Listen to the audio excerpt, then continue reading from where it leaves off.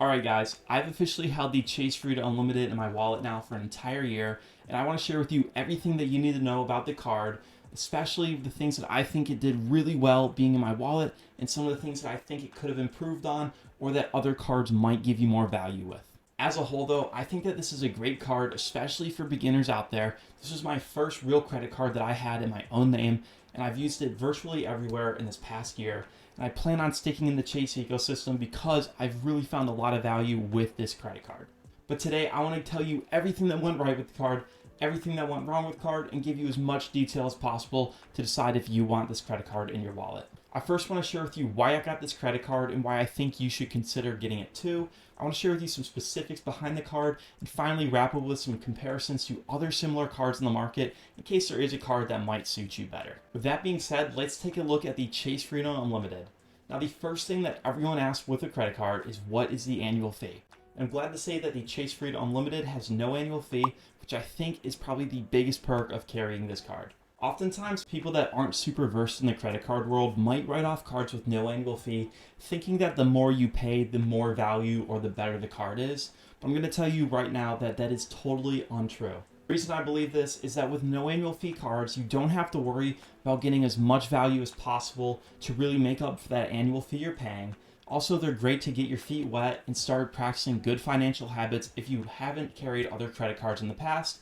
And honestly, a lot of them do give you some great spending categories and elevated cashback at some of the most common places. And that's truly why I got the Chase Freedom Unlimited as my first card. I wanted a card with no annual fee so I could practice those good financial habits and figure out how to spend properly and pay off my credit card bill. But also, I've heard so many great things when researching which card to get, and I saw that the Chase Freedom Unlimited constantly ranked at the top of other credit cards due to the amount of cashback it can give you without having to worry about paying a $50, $100, or $200 annual fee. Another thing that was important to me when considering which card to get was the ecosystem for the credit card. Chase is a very reputable system. I know that there's American Express out there, Citi, and Capital One. Those are the big hitters in the credit card world. I really wanted to establish myself in one of those systems, so I did have room to grow. And I ended up going with Chase just because I'd heard so much about the Chase trifecta and the amount of value it can bring you without having to spend so much for annual fees. I won't go into too much detail on it, but the Chase trifecta is composed of 3 credit cards, being the Chase Freedom Unlimited, Chase Freedom Flex, and one of the 2 Chase Sapphire cards. Sitting here as a year's gone by, I got the Chase Freedom Unlimited 1 year ago. I got the Chase Freedom Flex last fall in October timeframe, and I actually just got my Chase Sapphire Preferred in April, meaning that I've just completed a trifecta, and I'll now be able to get so much more cash back moving forward in the Chase ecosystem. I will say that this card really appealed to me as it is a great catch-all credit card, and before I'm able to build up and really optimize my lineup, I wanted to have a staple in the lineup that I could use everywhere I spend to get a little bit of extra elevated cash back. Looking at the specific spending categories for the Freedom Unlimited, I was able to earn 5% cash back on all of my travel purchases through Chase, and admittedly, I used this only once, but it still was nice to get some cash back. I was also able to get 3% cash back on my dining and drugstore purchases, as well as 1.5% cash back everywhere I spent. On top of those spending categories, my sign-up bonus with the credit card was that I could earn an additional 1.5% cash back everywhere I spent. This was really nice because it basically meant everywhere I go, I'm guaranteed 3% cash back, whether that be gas, groceries, wholesale clubs. So that was super awesome for the entire first year. But as that's running up, I'm still going to use this card a lot. But now that I've introduced other cards in my lineup, I probably won't be using my Freedom Unlimited as much. I'll also mention that typically a sign-up bonus for the Chase Freedom Unlimited or other similar cards on the market is spend $500 in the first 3 months and get $200 cash back. I think I would have been better off going with that. Just looking back on my numbers, I actually didn't earn 20,000 points back, but it's hindsight 2020.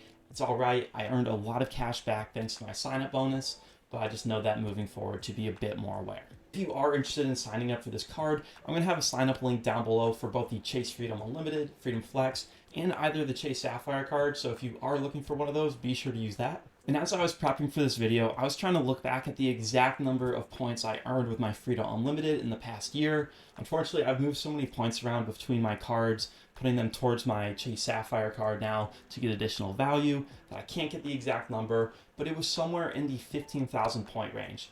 So as I just mentioned, I would have been much better off getting that 20,000 sign-up bonus for spending $500 initially. However, I still earned a fair amount of points of cash back, and now I'll be able to use those with my Chase Sapphire card for even more value. So the spending categories are definitely the biggest and flashiest things to talk about with credit cards, but there are some smaller points that maybe lean towards getting the Chase Freedom Unlimited as my first card, and I think that you should consider them as well. Now the only big downside, and the reason I actually prioritize getting this card first, is the Chase 524 rule. For those unfamiliar, this is a commonly accepted rule in the credit card community that basically means you will get denied for a credit card with the Chase ecosystem if you've applied for 5 or more credit cards in the past 24 months. Now, it doesn't matter if the credit card you apply for is from American Express, Chase, or any other ecosystem out there. This is just a commonly accepted rule in the credit card community, which definitely led me to prioritizing the Chase cards ahead so I would avoid this rule outright. And honestly, this is a huge reason that I've already built up the Chase trifecta in my first year. I definitely wanted to take care of my Chase ecosystem before I went and got some other cards that I would have loved to add to my wallet to get a little bit more cash back in that first year, but had to miss out on. But my biggest point here, if you are looking to get a Chase card, just be sure that you do not hit that 524 rule and that you prioritize which Chase card you'd like to get if you are on the brink of it. Now, aside from that rule, which truly didn't have too much effect on me, I'd say that my experiences with Chase have been absolutely awesome. This card gave me access to their point system, and now that I carry the Chase Sapphire Preferred, I have access to their 14 transfer partners, and I can get an additional 25% on travel, even with all the points I earned with my Chase Freedom Unlimited credit card. So it's not necessarily a guarantee that other ecosystems will let you move points between cards, especially cards with no annual fees moving between cards with annual fees.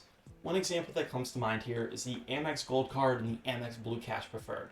The Blue Cash Preferred will earn you 6% cash back on your grocery purchases, but this will be in the form of rewards dollars, which can only be used for immediate cash back.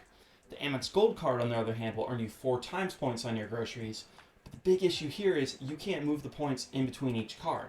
The Amex Gold Card will give me a lot of opportunity to earn back with my travel, gift cards, and so much more, which you don't necessarily see with a lot of other ecosystems. On the other hand, though, with the Chase ecosystem, I can move points from my Freedom Unlimited and my Freedom Flex and take those over to my Chase Sapphire card. So that's taking no annual fee cards and moving them to an annual fee card, as well as being able to use that for travel and purchases and take those to the transfer partners to get even more value out of it. So I haven't had the opportunity to take my points and redeem them for travel with the transfer partners with my Sapphire Preferred yet, but I will do that in the near future and also outline that in a video showing how you can get the most value. But my big point here is I can take my Chase Freedom Unlimited points, put them on my Chase Sapphire Preferred, which then gives me 25% additional value on every point I use for travel. And if I use those points through a transfer partner, I will then be able to get maybe 1.4 to 2 times value on top of those points I already had. Basically, you'll be able to take points from your Freedom Unlimited and earn upwards of 2.5 times value with every single point potentially with travel. There are some additional things with this card that admittedly I have not used, such as the 3 months complimentary Instacart Plus and Premium DoorDash with their Dash Pass. On top of that, you can also earn 5% cash back on all of your Lyft rides. I'm just not someone that uses those delivery services or ride sharing, but if you are someone that is big with those things and you could get a lot of value out of them, just be aware that you can get some free months for them or some elevated cash back. Now, I know that throughout this video I've mentioned the other Chase cards frequently as well. If you are interested in reviews on those or how to use the Chase trifecta, I'll have those linked in the description below, just so that way you can understand where I'm talking about a lot of these points. And at this point, I've shared everything that weighed into my decision and the reason that I decided to get the Chase Freedom Unlimited, as well as why I think that this card is so great. But I also want to share some other cards on the market that are very similar, and also I did consider but decided that the Freedom Unlimited was better fit for me. Really, at the time of getting a credit card, I was pretty sold on Chase just from doing a lot of research, and I knew I wanted to build myself up in their ecosystem, but there were 2 other catch-all cards that I wanted to consider, and they were the Capital One Quicksilver card as well as the Citi Double Cash. As I mentioned before, something that was important to me was being inside of one of the bigger ecosystems that gave me some room to grow with my credit cards. Citi has a great ecosystem, and getting their double cash would give me room to grow, as well as Capital One with their venture cards. I would eventually want to get those and still have those potentially in the back of my mind. Taking these cards, doing a side-by-side comparison, we know that the Freedom Unlimited has no annual fee. Also, the City Double Cash will have no annual fee, and the Capital One Quicksilver has no annual fee as well. We talked about the Chase card's value earlier with the spending categories, with that 5% back on Chase Travel, 3% back on your dining and drugstore purchases, and 1.5% cash back everywhere else. We can see that with the City Double Cash, we will be able to earn a flat rate 2% cash back everywhere we spend. And finally, with the Capital One Quicksilver card, we can also earn 1.5% everywhere we spend, as well as 5% cash back on Capital One Travel. What definitely gave the nod to the Freedom Unlimited over these two credit cards in the spending categories was those extra 3% cash back on my dining and drugstore purchases. Now, I know that 2% cash back everywhere does beat out that 1.5%. However, I don't necessarily think that the City ecosystem was the best suited thing for me compared to the Chase ecosystem. And another reason I picked the Chase card over the Capital One card was because the Capital One system has a duo setup as opposed to a trifecta. And inside of that duo, the Quicksilver is not part of it. It's composed of the Saver One and one of the Venture cards. So basically with the Capital One system, I knew that if I got that card, it'd just be a matter of time before it's tucked away and I wouldn't use it. On the other hand though, with the Chase card, I'm still using the Freedom Unlimited and I do plan on using it for years to come with my Chase trifecta. Without diving into too much detail on the cards or the ecosystems, if you are interested in any other cards, be sure to check out the transfer partners, how the ecosystem fits your needs, as well as any other cards that you could build up and pair with the card you're interested in getting. But if you are interested in the Chase Freedom Unlimited, I would highly recommend using it as a catch-all card, as it serves its purpose very well and it does super good job at getting cash back. I should also mention that if you don't want to carry 30 credit cards or these complicated setups, getting a card that can earn you cash back everywhere you go, such as the Freedom Unlimited or another catch-all card, that's a great option too. It's definitely an easy way to not overcomplicate things if you aren't super concerned with maximizing your cash back, as well as not taking on huge fees or worrying about any of the extra things with credit cards. At the end of the day, the Freedom Unlimited has been a great credit card for me. It served a great purpose in maximizing my cash back when I didn't have this super complicated setup, and as I continue to build more credit cards and figure out where I want to go with my credit card journey, it still has a place. I know that I guarantee myself 1.5% everywhere I go, and those points can contribute to a great ecosystem, so I see myself using this card for a very long time. And if you are interested in getting this card, you cannot go wrong.